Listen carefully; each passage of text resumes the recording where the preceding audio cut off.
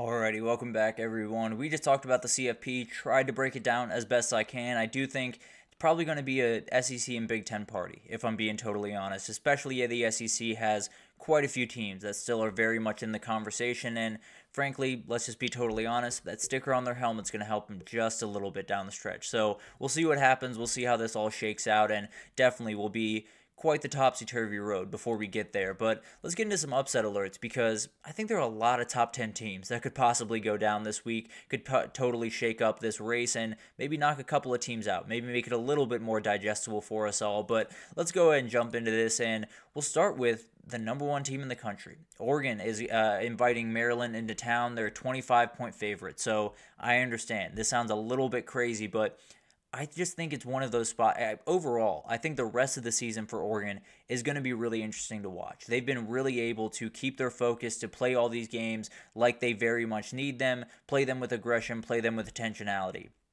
That can all fall apart in one day. It's not necessarily something that sticks with you the whole season. There is one of those games usually that a team sleepwalks just a little bit. Maybe you have a little bit more ability to do that in this game than others, but there's going to be one of those games where if they can't keep their focus for all four quarters, if they can't be totally locked in on this task and only this task and not get lost in, we're going to the CFP, we're going to the Big Ten Championship, we're going to win in our first year, all of that stuff that is surrounding this program right now, someone can sneak in and get one from you. And then for this one, Maryland's going to need turnovers. Let's just be totally honest with each other. Maryland's going to need a couple of big-time plays. The pass defense is not nearly good enough to fully slow down this Oregon passing attack. But if they get a couple of mistakes, the door opens pretty wide. And then for Maryland, they're top 20 in the country in stopping the run.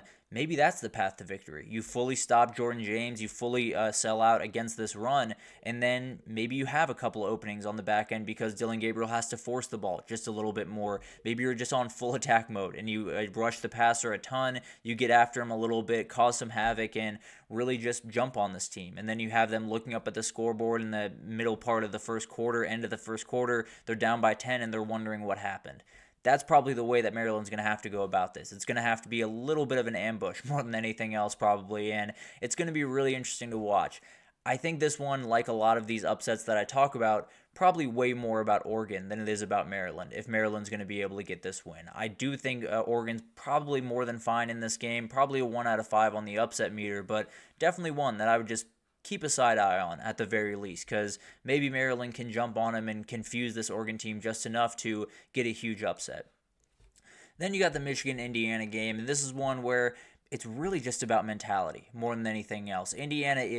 They're looking towards the 23rd. Let's just be totally honest. They understand that the 23rd is the moment for that program. It's the moment for the season, and it could be the moment that knocks them into or out of the CFP. Thing is, you got to handle a team real quick, and Michigan is a team that has not played great football this year by any means. Davis Warren is coming along. He's played good football in the last 2 weeks, has not turned over the ball, has completed the ball very, very well, has done really nice things the last couple of weeks. Obviously, this offense is not explosive. It's not terrifying. It's not, going to score 50 points by any means. What they can do is slow this game down. What they can do is make this a little bit gross, make this a little bit mucky, and then maybe Indiana gets in their head, because the reality is Indiana does not beat Michigan. Just plain and simple. They do not beat Michigan. They haven't beat Michigan in a very long time. Obviously, two very, very different teams than they were a couple of years ago, even when they were last year. But the reality is, you're still going to look across the way and see that Block M. You're still going to look across the way and see that maize and blue, and you're going to have to figure out how to handle it. So maybe it's just one of those college football spots where Indiana's rolling right along. They're the better team on paper. They're the better team when you watch them, but they just can't handle that one moment that they very much need to. Michigan could definitely spoil some things here. Indiana's not a team that I'm going to bet against. I'll go 2 out of 5 on the upset meter here. Definitely one that you're going to want to keep your eye out on, but let's be totally honest. Indiana seems like a well-oiled machine right now, and I'm not going to go against the Hoosiers. So moving on to a Mississippi State-Tennessee game that might not jump off the page by any means, and frankly, I might just have a Mississippi State problem. I really like Michael Van Buren. I really like this team going forward. I think they have every ability to be very successful in 2025. Maybe I'm jumping the gun just a little bit here, but I think they're still looking for that big one. I think Jeff Lebby is looking for that win that kind of gets all the recruits' attention. It's something that pretty much every first-year coach has to go through, where you don't necessarily have to be perfect. You don't necessarily have to check all the boxes right away. You got to check one. And I think the one is get that big-time win. Show everyone across America that you are a program that, at the very least, is heading in the right direction. So it's going to be an interesting battle. And then for Tennessee on the other side, you're going to Athens next week. You're going to the game that absolutely is more important than, I don't want to say anyone on the schedule, because obviously that Bama game is massive, but at the end of the day, it's a huge game, and it's one that you're going to have to be focused on just a little bit here. And although the Mississippi State pass defense is not necessarily great, Tennessee hasn't necessarily been hasn't necessarily been testing defenses, and they've just been absolutely incredible at stopping them. Tennessee's just been missing chances. They've just been missing open receivers. They've just been dropping balls. They've just been doing things that doesn't necessarily matter who's covering you or not. If you're going to miss the guy deep, you're going to miss the guy deep. So it's definitely something to watch in this game. Maybe Tennessee's not a team that it really matters how good your pass defense is one way or the other. If they're going to miss a guy, if they're going to overthrow a guy, they're probably going to overthrow him one way or the other. Maybe the opening will give them a little bit more confidence in that, but at the end of the day, you stop that down the field pass that a lot of teams have for Tennessee this year, you see what happens. They don't necessarily score a ton of points, and they got to gut out a lot of wins, and then maybe that's where Michael Van Buren and Mississippi State show up. But for Tennessee, they're going to lean on Dylan Sampson. There's no doubt about that. They've been doing it all year, and obviously it gives Tennessee some control in this world that they're going to find themselves in. But the reality is Mississippi State has the ability to limit the gap in this game. And frankly, if they're going to lean on Dylan Sampson the way they have the last couple of games, you've seen what it brings. You know, a couple of missed kicks here and there in that Kentucky game. It gave Kentucky a shot to be in that game. It gave Kentucky a shot to possibly win that game. So maybe it is more about Tennessee than it is about Mississippi State. I think it's probably a 3 out of 5. I think there is an ability here for Mississippi State to go up to Knoxville, catch Tennessee sleeping just a little bit. Michael Van Buren has a huge game, and they go on to win. I'd be surprised, no doubt about that, but definitely something that I could see happening, no doubt.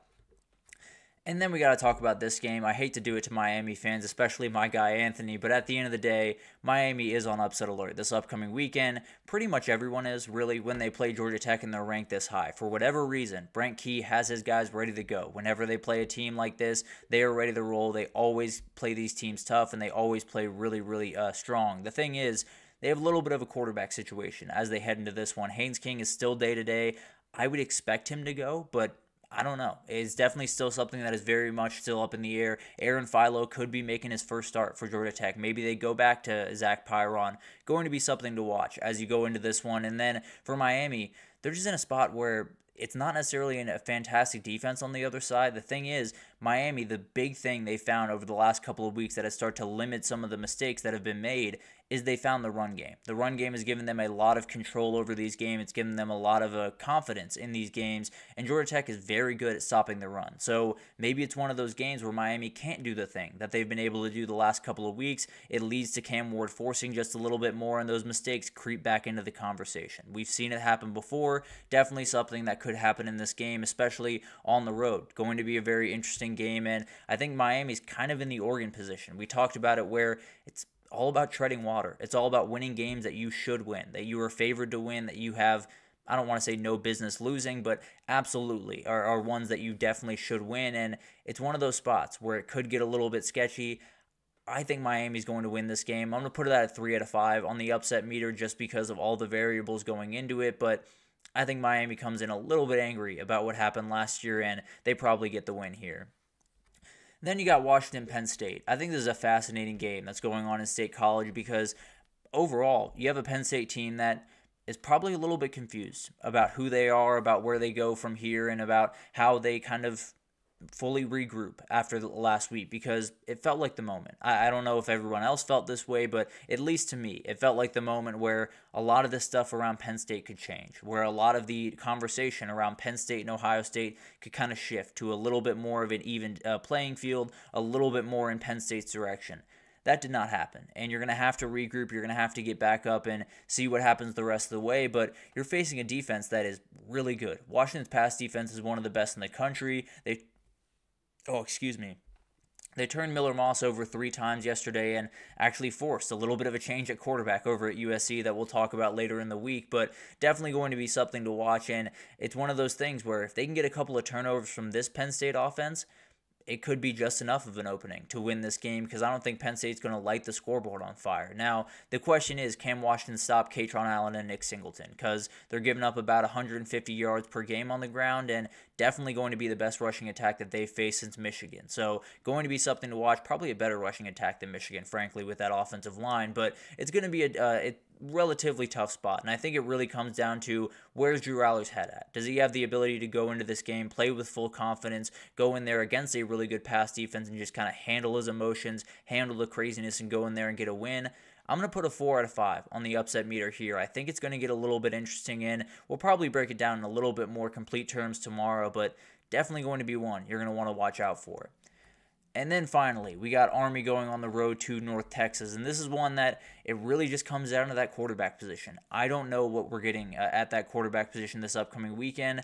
I think Bryson Daly should be back, but I don't know. It seems still very much up in the air, and they're kind of in a weird spot without him, because this offense has the ability to move the ball. No doubt about that. They have Kanye Udo. They have a lot of players that can help them on their way to gutting out this win. Thing is, you have an offense on the other side that is the very best in the country in pass yards per game. They're going to push the ball downfield. If they score 14 points in a hurry without Bryson Daly on the other sideline, does Army have the ability to get back in this game? Usually throughout the season, they've only faced 34 passes per game. They're about to face 45 passes per game on North Texas. That could cause some issues. That could cause a little bit of tired energy from this Army defense, and maybe this one gets to them just a little bit. Now, Army should be able to run the ball. That is the good news in this one. North Texas is outside the top 100 in run defense this year. They should be able to run the ball. They should be able to milk clock. Maybe it is just North Texas making a couple of big plays that keep this one close.